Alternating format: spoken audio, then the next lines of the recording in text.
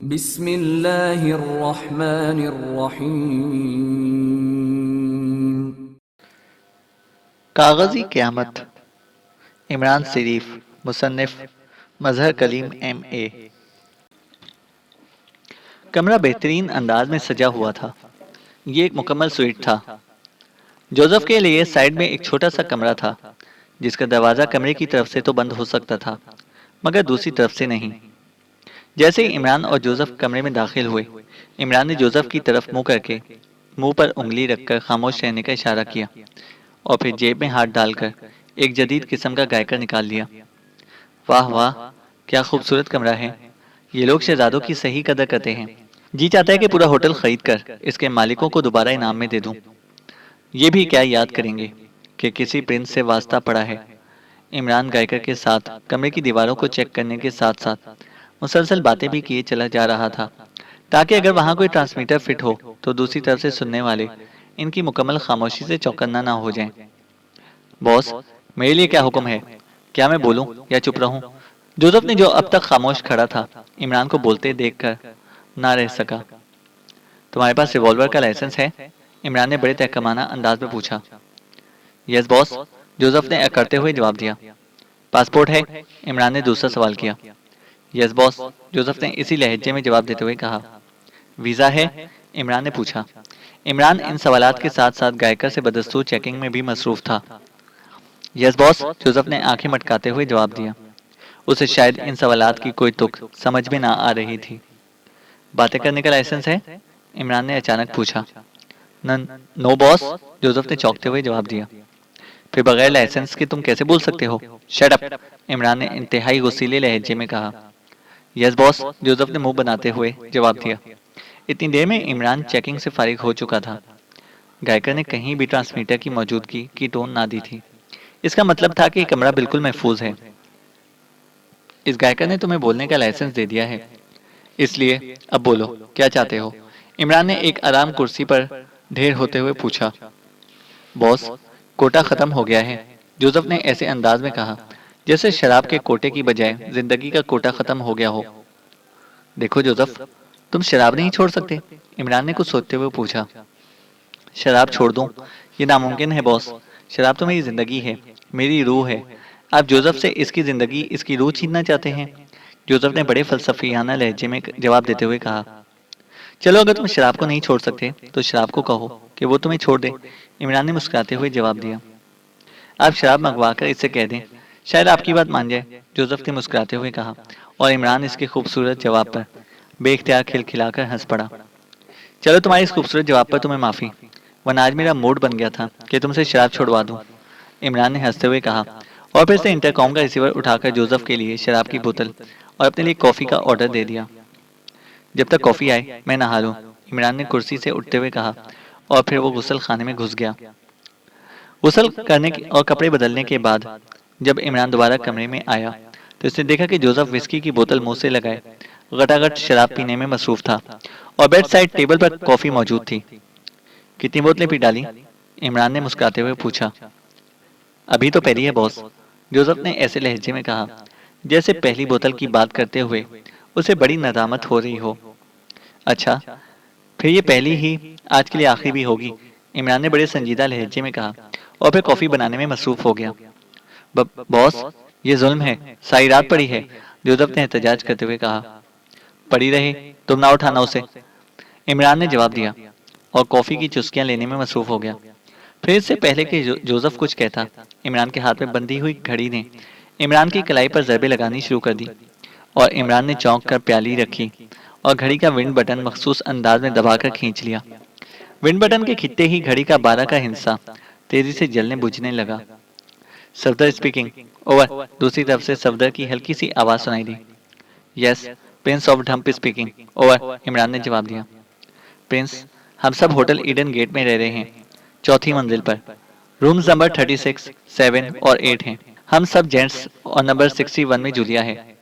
अब से थोड़ी देर बाद हम सब शहर की सैर को जाने वाले हैं, ताकि यहाँ की सड़कों और इमारतों से वाकिफ हो सकें। ओवर, सफदर ने मुकम्मल मालूमात से आगाह करते हुए कहा। मगर इसकी बात सुनकर इमरान के चेहरे पर नागवारी के तासुरात छा गए।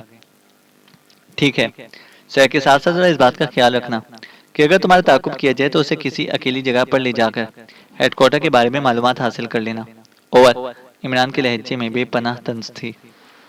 ऐसी उम्मीद तो नहीं कि वो लोग हमें यूं मशकूक समझ लें, क्योंकि हम सयाहों के रूप में आए हैं और यहाँ सयाह तो बेशुमार और रोजाना ही आते रहते हैं। फिर भी आपकी हिदायत का ख्याल रखूंगा। ओवर। सफदर ने आम से लहजे में कहा। वो शायद जानबूझकर इमरान के तंज को नजरअंदाज कर गया था, या फिर दूसरी सूरत में इसने उसे महसूस ना किया था। दुश्मन को कमजोर नहीं समझना चाहिए सफदर। हर चीज हर वक्त मुमकिन हो सकती है। बहरहाल होशियार रहना। मैं जल्द अज जल्द खेल शुरू कर देना चाहता हूँ, क्योंकि दुनिया के माशी हालात रोज बरोज बिगड़ते चले जा रहे हैं। ओवर। इमरान का लहजा बेहद संजीदा था। ठीक है। ओवर। सफदर ने जवाब दिया। ओवर एंड ऑल, इमरान ने कहा और विंड बटन को वापस दबा दिया। इसके चेहरे पर अब गहरी संजीदगी के तासुरात नुमाया थे।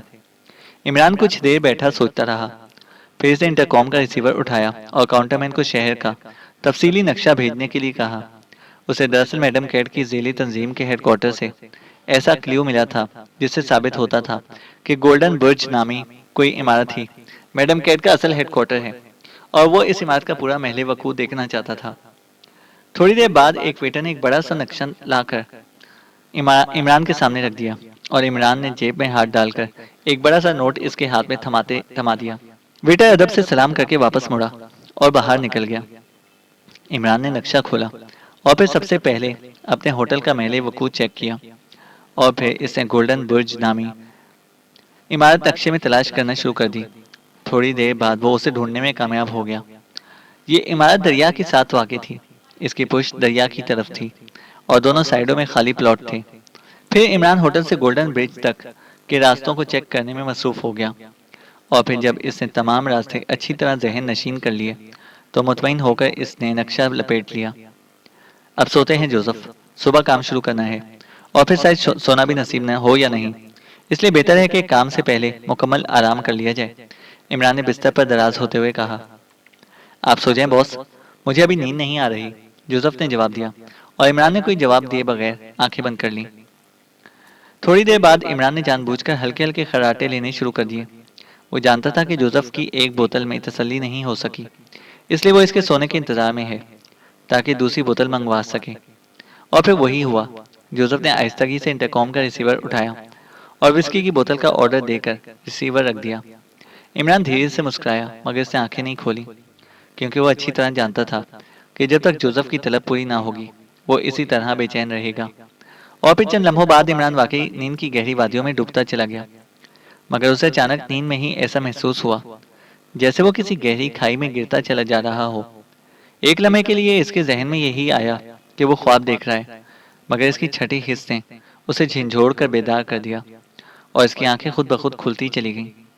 और दूसरे लम्हे इसे सांस रोक ली, क्योंकि पूरे कमरे में दूधिया रंग की गैस तैरती फिर रही थी। अभी इसकी मिकदार खासी कम थी और ऐसा ऐसा वो बढ़ती चली जा रही थी, और इमरान समझ गया कि इन्हें बेहोश किया जा रहा है। एक लम्हे से भी कम वक्त में इस नतीजे पर पहुंच गया कि इसकी आमद का राज मैडम कैट पर खुल चुका है और मैडम कैट उसे अगवा करना चाहती है। उसने फैसला कर लिया कि वो इत्मीनान से अगवा हो जाएगा, क्योंकि इस तरह वो आसानी से मैडम कैट के हेडक्वार्टर में पहुंच जाएगा और वहां पहुंचकर जो होगा देखा जाएगा। इसलिए वो सांस रोके इत्मीनान से पड़ा रहा। गैस से अब कमरा भर चुका था और फिर आहिस्ता आहिस्ता गैस कम होती चली गई। शायद इसके निकलने के लिए कोई रास्ता खोल दिया गया था। चंद लम्हों बाद हल्की सी खटक की आवाज सुनाई दी और फिर कमरे की शुमाली दीवार के दरमियान से दोनों अतराफ में हटती चली गई, और इस खला में से 4 अफराद अंदर दाखिल हुए।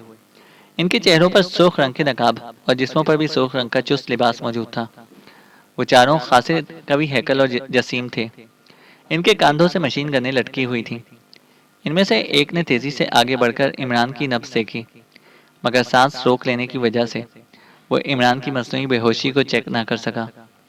दूसरा साथ वाले कमरे में मौजूद जोसेफ की तरफ बढ़ गया। दोनों बेहोश हैं। चंद लम्हों बाद दोनों ने कहा, ठीक है, इन्हें उठाकर नीचे ले चलो। एक तरफ खड़े हुए नकाबपोश ने तहकमाना लहजे में कहा। वो शायद इस दस्ते का इंचार्ज था, और इसकी हिदायत पर एक आदमी ने आगे बढ़कर इमरान को उठाकर कांधे पर लाद लिया, जबकि दूसरे ने जोसेफ को उठाना चाहा, मगर जोसेफ खासा जसीम था, इसलिए वो अकेला उसे ना उठा सका। तो दूसरे ने आगे बढ़कर इसकी मदद की और फिर इन दोनों ने मिलकर जोसेफ को उठाया और दूसरे लम्हे वो इस खला में दाखिल हो गए। यहाँ सीढ़ियाँ नीचे जा रही थीं। सीढ़ियाँ उतरकर वो एक कमरे में पहुंचे। इमरान ने अधखुली आंखों से देखा, इस कमरे के में चारों तरफ टीवी स्क्रीनों की तरह मशीनें नस्ब थीं और इन पर मुख्तलिफ कमरों के सीन नजर आ रहे थे और इसके साथ साथ हर मशीन के साथ फिल्में बनकर बाहर निकल रही थीं। कमरे में 10-12 आदमी सूख लिबास पहने इन मशीनों को ऑपरेट करने में मसरूफ थे। इमरान समझ गया कि यहाँ से न सिर्फ हर कमरे की निगरानी की जा रही है, बल्कि इनकी फिल्में भी बनाई जा रही हैं ताकि बाद में उन्हें ब्लैकमेल भी किया जा सके। सुर्ख नकाब पोश उन्हें उठाए हुए इस कमरे से बाहर निकल आए और फिर एक तवील राहदारी से गुजरकर वो जैसे ही एक दरवाजे से बाहर आए, वहां एक बंद स्टेशन वैगन मौजूद थी। एक नकाब पोश ने आगे बढ़कर स्टेशन वैगन का पिछला दरवाजा खोला और फिर वो इन दोनों को अंदर फर्श पर एक दूसरे के साथ लिटा दिया गया। दो नकाब पोश इनके साथ सीटों पर बैठ गए और फिर वैगन एक झटके से आगे बढ़ गई। खासे बड़े कमरे के फर्श पर शाकिल, ब्लैक और चौशान बेहोश पड़े हुए थे और 10 ब्रेन गनों से मुसल्ला अफराद कमरे की दीवारों के साथ लगे खड़े थे। ये ब्लू रूम था जहां दुश्मनों को ईजाएं दी जाती थीं। इस कमरे का फर्श एक बटन दबाने से दरमियान से खुल जाता था और नीचे एक नहर थी जो सीधी दरिया में जा गिरती थी। इस कमरे में जो हलाक होता उसकी लाश इस नहर के जरिए दरिया तक पहुंचा दी जाती और फिर वो बहती हुई आगे निकल जाती। थोड़ी देर बाद कमरे का दरवाजा खुला और मादाम अंदर दाखिल हुई। वो इस वक्त एक इंतहाई बारीक लिबास पहने हुए थी जिससे इसका अंग अंग नुमाया हो रहा था, मगर कमरे में मौजूद तमाम मुसल्लह अफराद इसकी तरफ एक नज़र भी उठाकर ना देख रहे थे, क्योंकि उन्हें मालूम था कि मादाम की तेवरी पर आने वाला बल इंसानी जान की कीमत वसूल करता था और इस बल के आने का कोई वक्त मुकर्रर ना था। तो ये हैं थ्री पावर्स के सुपर सीक्रेट एजेंट्स, मादाम ने बड़े हिकारत आमेज लहजे में इन तीनों की तरफ देखते हुए कहा। यस मादाम, दरवाजे के करीब खड़े हुए एक मुसल्लह शख्स ने, जो शायद इस दस्ते का इंचार्ज था, बड़े मौदबाना लहजे में जवाब देते हुए कहा। इन्हें होश में ले आओ, मैं इन्हें बताना चाहती हूँ कि वो कितने पानी में हैं, मादाम ने तहकमाना लहजे में कहा। यस मादाम, इसने कहा और फिर वो तेजी से एक अलमारी की तरफ बढ़ गया। अलमारी से इसने एक छोटी सी शीशी निकाली और फिर इसका ढक्कन खोलकर इसने सबसे पहले शाकिल की नाक से शीशी लगाई और चंद लम्हों बाद इसकी नाक से हटाकर इसने शीशी चौशान की नाक पे लगा दी। यही काम इसने ब्लैक के साथ भी किया और फिर ढक्कन बंद करके इसने शीशी वापस अलमारी में रखकर मादाम से मुखातिब होकर कहा। यह भी होश में आ जाएंगे मादाम, मुसल्लह शख्स ने कहा। मादाम खामोश खड़ी रही और फिर चंद लम्हों बाद ही इन तीनों के जिस्मों में हरकत होनी शुरू हो गई और देखते ही देखते इन तीनों ने आंखें खोल दी। पहले तो चंद लम्हे वो बेख्याली के आलम में पड़े रहे, मगर जैसे ही इनके शऊर ने काम करना शुरू किया वो उछल कर बैठ गए। इनकी तेज नजरें बड़ी हैरत से कमरे का जायजा ले रही थीं और फिर जब इनकी नजरें एक दूसरे से टकराईं तो वो हैरत से उछल पड़े, क्योंकि इनके तस्वुर में भी ना था कि वो इस तरह इकट्ठे हो जाएंगे। तुम तीनों सुपर पावर्स के सुपर सीक्रेट एजेंट हो और तुम ये समझकर यहाँ आए थे कि हमें तबाह कर सकोगे, मगर अब देखो कि तुम किस हाल में हमारे सामने पड़े हो। मादाम ने बड़े तंजिया लहजे में इन तीनों से मुखातिब होकर कहा। मेरी जिंदगी, मेरी रूह। शाकिल ने दोबारा अपना रोल अदा करना शुरू कर दिया।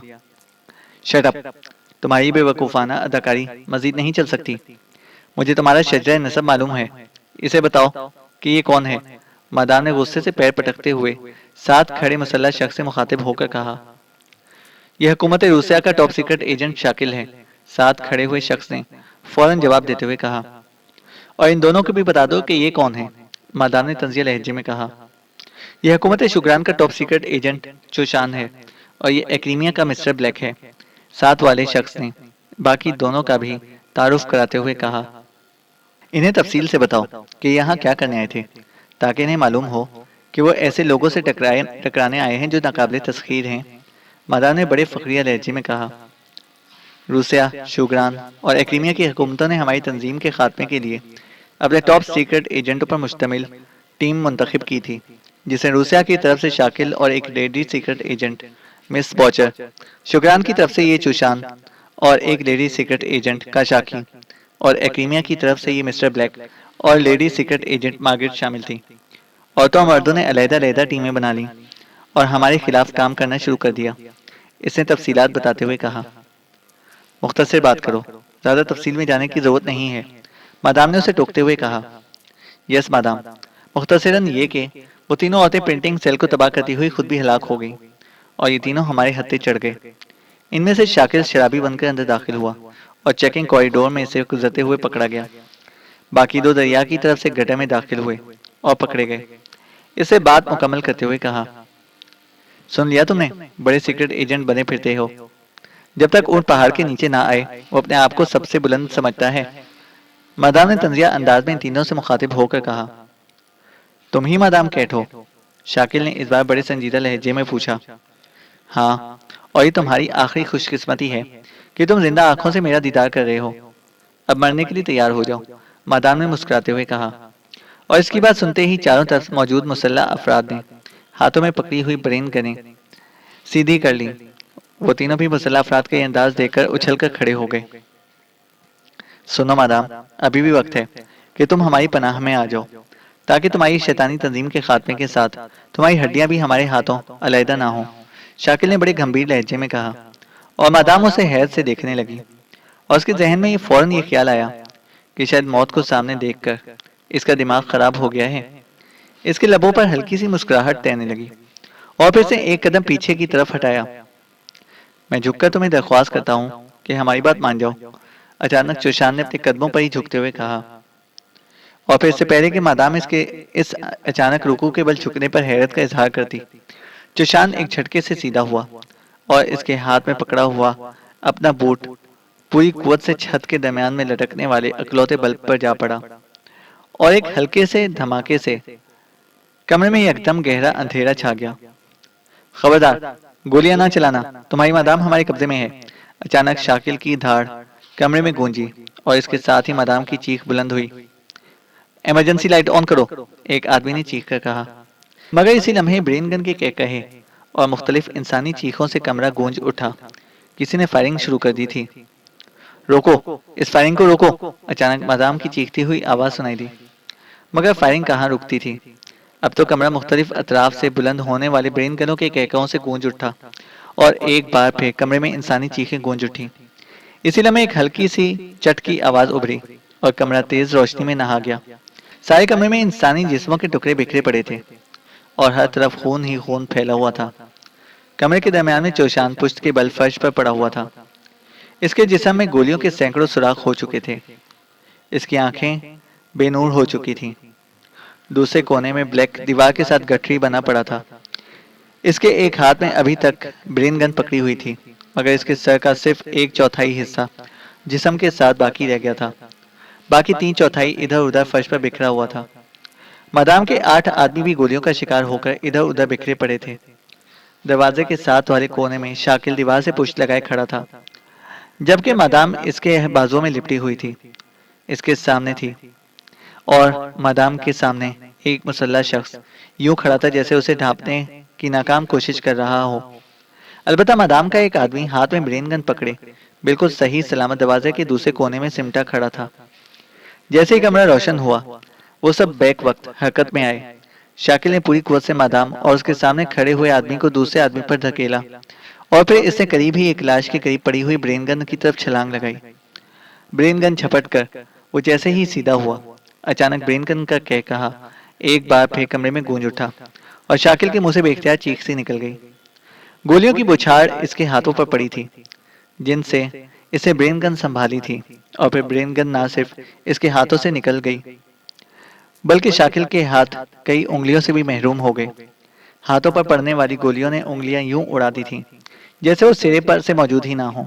मगर दूसरे लम्हे शाकिल किसी गेंद की तरह अपनी जगह से उछला और सामने मौजूद ब्रेन गन बरदार आदमी से पूरी कुव्वत से जा टकराया। इसकी दोनों टांगें कैंची की तरह इस आदमी की गर्दन में पड़ी और इसके साथ ही शाकिल हवा में कलाबाजी खा गया और इस आदमी की दर्दनाक चीख से कमरा गूंज उठा, जिसकी गर्दन शाकिल की टांगों में फंसी हुई थी। शाकिल ने इतनी तेजी से कलाबाजी खाई कि वो आदमी इतनी तेजी से इसके साथ न घूम सका और इसका नतीजा ये हुआ कि इसकी गर्दन की हड्डी टूट गई और वो एक ही चीख मार सका। इसके बाद इसकी रूह इसके जिस्म से परवास करने पर मजबूर हो गई।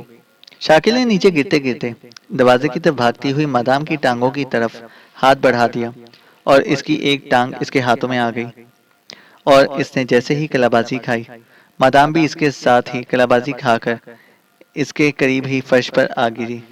शाकिल ने दोनों टांगे समेटी और फुर्ती से मादाम को पकड़कर उठने की कोशिश की, मगर इसी लम्हे मादाम का एक दूसरा आदमी एक ब्रेन गन झपटने में कामयाब हो गया।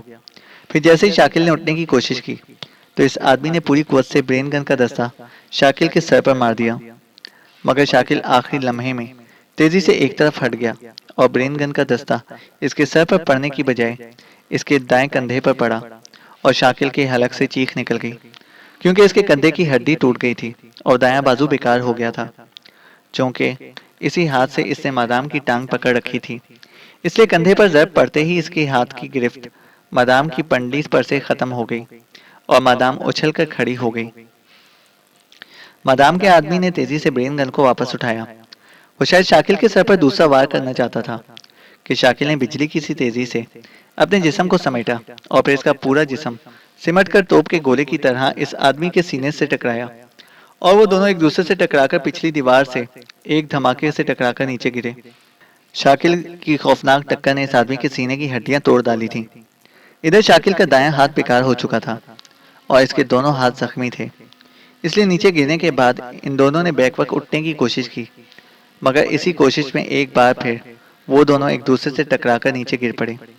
उधर मादाम जैसे शाकिल की गिरफ्त से आजाद होकर सीधी हुई, इसने इंतहाई तेजी से एक तरफ पड़ी हुई एक ब्रेन गन उठा ली और इसे इसका रुख इन दोनों की तरफ किया। वो दोनों इस वक्त दोबारा टकराकर नीचे गिरने के बाद एक बार फिर उठने की कोशिश में मसरूफ थे कि मादाम ने ब्रेन गन का ट्रिगर दबा दिया और गोलियों की बुछार ने इन दोनों को ही अपनी लपेट में ले लिया।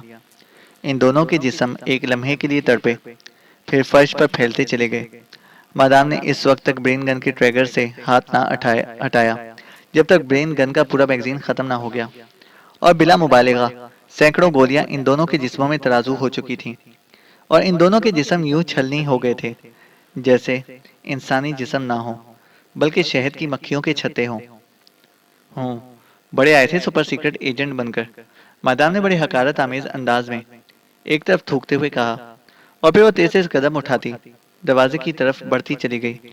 शाकिल, ब्लैक और चौशान के साथ साथ मादाम के 10 अफराद की लाशें वहीं कमरे में पड़ी रह गईं। सफदर की जैसे ही आंख खुली, वो उछलकर बैठ गया और फिर वो ये देखकर हैरान रह गया कि वो इसी कमरे के फर्श पर बैठा हुआ है जहां इन्हें बेहोश किया गया था। होश में आ गए सफदर साहब? सैर हो गई शहर की? अचानक इमरान की आवाज सफदर के कानों से टकराई और वो सचमुच हैरत के मारे गिरते गिरते बचा। सफदर ने मुड़कर देखा तो इमरान बड़े इत्मीनान से कमरे के एक कोने में दीवार से पुष्ट लगाए आलती पालती मारे यूं बैठा था जैसे बुद्ध मजहब का कोई पैरोकार मखसूस इबादत में मसरूफ हो। इसके चेहरे पर गहरा इत्मीनान था। इमरान साहब, आप? सफदर ने हैरान होते हुए पूछा। हाँ, मैंने सोचा कि तुम अकेले ही सैर क्यों करो, मुझे भी हक है सैर करने का, इमरान ने मुस्कुराते हुए जवाब दिया। हमारे साथ बहुत बड़ा धोखा हुआ है, सफदर ने जवाब दिया, और फिर उसने तफसील से होटल से निकलकर यहाँ तक पहुँचने की सब कहानी सुना दी। सुनो सफदर, इन फर्श पर पड़ी हुई चिपकलियों को होश में ले आओ ताकि आगे बढ़ने के लिए कोई इकदाम किया जा सके। दरअसल हम सब ही से बुनियादी गलती हुई है। हम इतनी खौफनाक और बैन अवी तंजीम का खात्मा करने के लिए इस मुल्क में ऐसे वारिद हुए हैं जैसे कोई शख्स मछलियों का शिकार खेलने के लिए दरिया पर जाता है, और अब हमें इस गलती का अजाला करना है। इमरान का लहजा इतना संजीदा था कि सफदर के जिस्म में बेख्तियार सर्दी की लहरें दौड़ने लगीं। वो इमरान के इस मखसूस मूड को अच्छी तरह पहचानता था। इमरान पर यह मूड कभी कभी ही तारी होता था, और सफदर जानता था कि जब इमरान पर ऐसा मूड तारी हो तो फिर हर तरफ खून ही खून बिखर जाएगा। न जाने कितने लोग इसके इस खूनी मूड की फेंट चढ़ेंगे। सफदर ने इंतहाई फुर्ती से फर्श पर बिखरे हुए सीक्रेट सर्विस के अफराद को होश में लाना शुरू कर दिया, और फिर थोड़ी देर बाद जोसेफ समेत सब लोग होश में आ चुके थे। बॉस, मैं कहाँ हूँ? जोसेफ ने होश में आते ही पूछा। जहाँ लोग विस्की की डबल बोतलें पीने के बाद पहुंच जाते हैं, इमरान ने उठकर खड़े होते हुए जवाब दिया। इसका लहजा इतना सपाट था कि जोसेफ को दूसरा सवाल करने की हिम्मत ही ना हुई। इमरान बड़े बड़े कदम उठाता कमरे के अकलौते दरवाजे की तरफ बढ़ता चला गया। दरवाजा लोहे का बना हुआ था और जाहिर है बाहर से बंद था, इसमें ताले का कोई सुराख नजर ना आ रहा था। इमरान दरवाजे के करीब आकर रुक गया और फिर इसने गौर से दरवाजे को चारों तरफ से देखना शुरू कर दिया। ये दरवाजा नहीं खुल सकता। ख्वाह मख्वाह हम पर रोक डालने की जरूरत नहीं है। अचानक कमरे में तनवीर की तंजिया आवाज सुनाई दी और इमरान बिजली की सी तेजी से मुड़ा और दूसरे लम्हे कमरा एक जोरदार थप्पड़ की आवाज से गूंज उठा। इमरान का हाथ पूरी कुव्वत से तनवीर के चेहरे पर पड़ा था और लहीम और शहीम जिस्म रखने के बावजूद तनवीर किसी गेंद की तरह थप्पड़ खाकर उड़ता हुआ कमरे की दीवार से जा टकराया। इसके चेहरे पर इमरान की उंगलियों के पूरे निशानात सबत हो गए थे। अब अगर तुमने बकवास की तो पूरी बतीसी बाहर निकाल दूंगा, इमरान ने कहा। इसके लहजे में भूखे भेड़िए की जैसी गुर्राहट थी। कमरे में मौजूद सब लोग सहम कर रह गए। तनवीर भी गाल पर हाथ रखे उठकर खड़ा हो गया। इसकी आंखों से नफरत का ज्वालामुखी फूट रहा था, मगर इमरान का लहजा ऐसा था कि उसे भी हलक से कोई आवाज निकालने की हिम्मत ना हुई और इमरान एक बार फिर मुड़कर बड़े इत्मीनान से दरवाजे का जायजा लेने में मसरूफ हो गया और फिर घुटनों के बल बैठकर दरवाजे की दहलीज की साइड में एक छोटे से सुराख में उंगली डालने लगा। ये सुराख दरवाजे के फ्रेम के साथ ही दीवार में मौजूद था। सुराख इतना छोटा था कि इमरान की छोटी उंगली की सिर्फ पहली ही पोर इसके अंदर जा सकी। इमरान ने तेजी से अपना बूट उतारा और फिर इसकी एड़ी को मखसूस अंदाज में फर्श पर मारा। दूसरे लम्हे जूते की एड़ी खुद ब खुद अलहदा होती चली गई और इमरान ने एड़ी वाली जगह पर जूते से चिमटी हुई तांबे की कई छोटी छोटी पत्तियों में से एक पत्ती को नाखून से उखेड़ा और फिर पत्ती को एहतियात से एक तरफ फर्श पर रख कर इसने एड़ी को उठाकर दोबारा मखसूस अंदाज में जूते में फिट कर दिया और जूता दोबारा पहन लिया। अब इसने इस छोटी सी पत्ती को उठा लिया। ये पत्ती आधा इंच चौड़ी 1 इंच लंबी थी और बिल्कुल चपटी थी। इमरान ने पत्ती का एक सिरा इस सुराख में डाला और जब आधी पत्ती सुराख में दाखिल हो गई तो इसे बाकी आधी पत्ती को झटका देकर ऊपर की तरफ मोड़ दिया और फिर बिजली की सी तेजी से पीछे हटता चला गया। सब लोग दीवारों से सिमट जाओ, अभी ये दरवाजा उखड़ जाएगा। फिर जिस हद तक मुमकिन हो सके कमरे से निकलकर हथियारों पर कब्जा करने की कोशिश करना, इमरान ने हिदायत देते हुए कहा। मगर अभी इसका फिक्रा पूरी तरह मुकम्मल ना हुआ था कि एक जोरदार धमाके में इसकी आवाज टूटती चली गई। ये धमाका दरवाजे पर हुआ था और फिर धमाके के साथ ही कमरा गर्दो गबार में डूबता चला गया। चंद लम्हों बाद जब गिरदो गबार हटा तो पूरा दरवाजा ही गायब हो चुका था और दरवाजे के करीब ही ईंटों के ढेर और लोहे के टुकड़े पड़े बिखरे हुए थे और दरवाजे की दूसरी तरफ मौजूद गैलरी साफ नजर आ रही थी। और फिर सबसे पहले इमरान उठकर दरवाजे की तरफ भागा और फिर इसके पीछे बाकी लोग भी भागते चले गए। राहदारी में दौड़ते हुए वो इस छोटे से कमरे में पहुंच गए जिसका दरवाजा राहदारी में खुलता था और फिर जैसे ही वो कमरे में दाखिल हुए कमरा खुद ब खुद किसी लिफ्ट की तरह ऊपर उठता चला गया और इमरान ने होठों पर उंगली रखकर सबको खामोश रहने का इशारा किया और वो सब कमरे की दीवारों से चिमट कर खड़े हो गए क्योंकि वो इमरान का इशारा समझ गए थे कि ये लिफ्ट ऊपर से किसी ने मंगवाई है। जाहिर है कोई धमाके की वजह जानने के लिए ही नीचे आना चाहता होगा। एक लम्हे बाद लिफ्ट खुद ब खुद रुक गई और फिर इसका दरवाजा खुल गया और 2 नकाबपोश बड़े मुतमईन अंदाज में अंदर दाखिल हुए। वो दोनों ब्रेन गनों से मुसल्लह थे, मगर इससे पहले कि वो संभलते इमरान और सफदर बैक वक्त इन दोनों पर टूट पड़े और एक लम्हे में वो दोनों इनके बाजुओं के शिकंजों में कस गए। इमरान ने नकाबपोश की गर्दन के गिर्द हमाइल बाजू को एक जबरदस्त झटका दिया और चटक की आवाज के साथ ही इस आदमी का चेहरा एक लम्हे के लिए बिगड़ता चला गया। दूसरे लम्हे इसकी गर्दन एक तरफ ढलक गई और इमरान ने धक्का देकर उसे नीचे फेंक दिया। सफदर अलबत्ता दूसरे को बाजू में कसे खड़ा था। इसका बाजू इतनी मजबूती से इस आदमी की गर्दन में कसा हुआ था कि इस आदमी की आवाज निकलनी तो एक तरफ, वो सांस भी बड़ी मुश्किल से ले रहा था। मारकर फेंक दो इसे, इमरान ने इंतहाई सफाक लहजे में सफदर से मुखातिब होकर कहा और फिर पहले आदमी के कंधे से लटकी हुई ब्रेन गन संभाल कर वो दरवाजे से बाहर निकल गया। ये गैलरी बाहर बरामदे तक चली गई थी। गैलरी में तो कोई शख्स मौजूद ना था, अलबत्ता बरामदे में मुसल्लह अफराद के चलने फिरने की आवाजें आ रही थीं। इमरान और सीक्रेट सर्विस के दूसरे मेंबरान दीवार के साथ लगे लगे बरामदे की तरफ बढ़ने लगे। सफदर भी इनके साथ आ मिला। इसके हाथ में भी ब्रेन गन थी। वो सब बड़ी आहिस्तगी से कदम बढ़ा रहे थे कि अचानक सफदर तेजी से मुड़ा और अपने पीछे आहट का एहसास हुआ और फिर दूसरे लम्हे इमरान समेत तमाम मेंबरान पूरी तरह उछल पड़े जब सफदर की ब्रेन गन से निकलने वाली गोलियों की आवाज से गैलरी गूंज उठी। सफदर ने एक दरवाजे की आड़ से निकलने वाली दो अफराद को गोली मार दी थी, जो ब्रेन गनें उठाए इन पर फायर खोलने ही वाले थे, और दूसरे लम्हे इमरान ने हाथ में पकड़ी हुई ब्रेन गन का ट्रिगर दबा दिया और दो अफराद गैलरी के सामने के रुख पर इसकी गोलियों का शिकार हो गए। वो शायद इस अचानक फायरिंग का पता करने के लिए गैलरी के दरवाजे पर नमूदार हुए थे। अब सूरत हाल इंतहाई खतरनाक हो चुकी थी। सफदर और इमरान के अलावा बाकी सब नहत्ते थे और खुली जगह पर थे, जबकि बिल्डिंग में न जाने कितने अफराद मुसल्ला मौजूद थे। गैलरी में मुख्तलिफ कमरों के दरवाजे भी थे। इन कमरों में घुस जाओ, जल्दी करो, इमरान ने चीखकर अपने साथियों से कहा, और फिर जूलिया समेत सब अफराद तेजी से कमरों के दरवाजे पर जोर आजमाई में मसरूफ हो गए। जोसेफ की एक ही टक्कर ने एक दरवाजे के पट खोल दिए, जैसे इसने बंद होने का सिर्फ तकल्लुफ ही कर रखा हो। दूसरा दरवाजा कैप्टन शकील ने खोल लिया और फिर इमरान और सफदर के अलावा बाकी सब अफराद इन कमरों में गायब हो गए। इमरान गैलरी की दीवार के साथ चिमटा हुआ मुसलसल फायरिंग कर रहा था, लेकिन इसकी रेडीमेड खोपड़ी मुसलसल इस सूरत हाल से बच निकलने की तदाबीर करने में मसरूफ थी, क्योंकि मैगजीन किसी वक्त भी खत्म हो सकता था और इसके बाद वो भीगे हुए चूहों की तरह मार डाले जाते।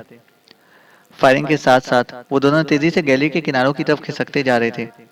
अब सफदर मुकाबिल की दीवार के साथ चिमटा हुआ चल रहा था। वो बैक वक्त दोनों तरफ में निगाह रखे हुए थे। गैलरी के किनारे पर पहुंचकर इमरान ने सफदर की तरफ देखते हुए मखसूस अंदाज में आंख झपकाकर आई कोड में उसे वहीं रुककर फायरिंग करने का पैगाम दिया, और जैसे ही सफदर ने सर हिलाकर इसकी तजवीज से इत्तफाक किया, इमरान ने एक फायरिंग रोकी और फिर तोप से निकले हुए गोले की तरह वो भागता हुआ बरामदे के सतून की आड़ में जा खड़ा हुआ। जबकि इस दौरान सफदर ने मुसलसल फायरिंग जारी रखी। इमरान जैसे ही सतून की आड़ में पहुंचा, सतून पर गोलियों की बारिश हो गई, मगर इमरान सिर्फ एक लम्हे पहले सतून की आड़ में पहुंच चुका था। अब इमरान ने बरामदे में मौजूद मुसल्ला अफराद का जायजा लेना शुरू कर दिया था। बरामदे में इस वक्त 5 मुसल्ला अफराद मौजूद थे और फिर इमरान की ब्रेन गन ने मुसलसल कहकहे बरसाने शुरू कर दिए। इमरान पर भी गोलियों की बारिश हुई, मगर इमरान ऐसे एंगल पर था कि दोनों तरफ में से किसी तरफ भी गोली इसके जिस्म को ना छू सकती थी। और फिर ज्यादा से ज्यादा 5 मिनट के अंदर इमरान ने बरामदे में मौजूद 5 अफराद को लाशों में तब्दील कर दिया। सफदर, बाहर आ जाओ और दूसरे लोगों को भी बुला लो, इमरान ने चीखते हुए कहा। और फिर सफदर बरामदे में आने से पहले कमरों में घुसा और फिर सफदर के साथ बाकी सब अफराद भी बरामदे में आ गए। कैप्टन शकील और सिद्दीकी ने इन 2 अफराद की ब्रेन गनें उठा ली, जिन्हें गैलरी की पुश्ती हिस्से पर गोली मारी गई थी, और बाकी ब्रेन गनें बाकी अफराद ने संभाल ली। अब वो सब मुसल्ला हो चुके थे। मेरे ख्याल में इन लोगों के अलावा इमारत में और कोई नहीं है, कैप्टन शकील ने इमरान से मुखातिब होकर कहा। सिवाय सफदर और तनवीर के बाकी सब लोग बाहर निकलकर इमारत की निगरानी करो। सफदर और तनवीर, इमारत के कमरों को अच्छी तरह चेक करो। कोई भी काम की चीज मिल जाए तो उसे उठा लेना। मैं यहाँ अंदर आने वालों की खबर लूंगा, और बाहर से निगरानी करने वाले जैसे ही किसी को आते महसूस करें, वो कार के टायरों के चीखने का मखसूस कोड देंगे ताकि हम लोग होशियार हो जाएं। इमरान ने सबको बाकायदा हिदायत देते हुए कहा, और सब मेंबरों ने इसकी तायद में सर हिला दी। और फिर सफदर और तनवीर के अलावा बाकी तमाम मेंबरान, जिनमें जोसेफ भी शामिल था, तेजी से इमारत से बाहर की तरफ दौड़ते चले गए।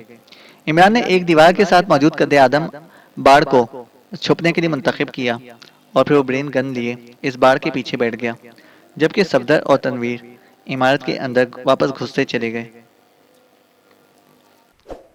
चैनल को सब्सक्राइब करें और बेल आइकन को प्रेस करें ताकि हमारी हर अपडेट आपको बर वक्त मिल सके।